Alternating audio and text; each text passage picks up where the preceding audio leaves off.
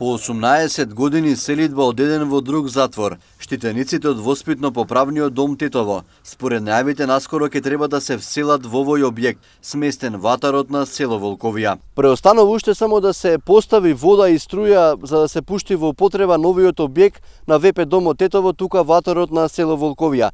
Според оптимистичките најави на надлежните, тоа најверојатно ќе се случи наредната година. Дотогаш штитениците од овој ВП дом се уште ќе престојуваат во тесните простории во затворот во Охрид, каде што нема никакви услови за нивна социализација. Директорот на ВП домот Зоран Стојановски вели дека постојаната селидби престојат во несоодветни услови, во исти простории со затворениците, влијаело негативно на штитениците. Сето тоа влијае и демотивирачко и оптеретувачки на персоналот, тоа се префрла како емотивна зараза и на децата, тие не ги добиваат основните третмански погодности од 5 превоспитни сфери: образование, острчување, личен развој, слободно време и постпенален прифат. Директорот Стојановски истакна дека новиот дом не ги исполнува сите критериуми, како што налагаат европските конвенции за правата на штитениците, но за разлика од условите во кои сега престојуваат децата, овој објект е хотел со 5 звездички. Воспитно поправен дом треба да има,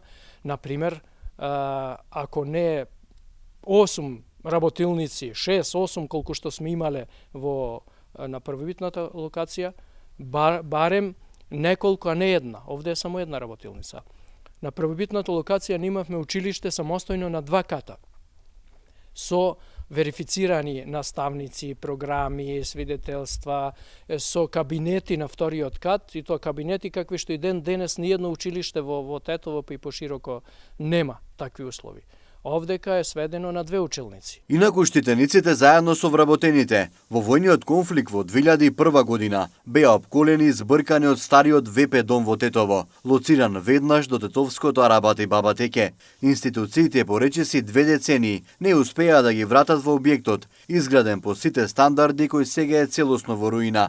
Сега катастарски ВП домот му припаѓа на исламската верска заедница, која ја добија оваа парцела со денационализација на земјиштето.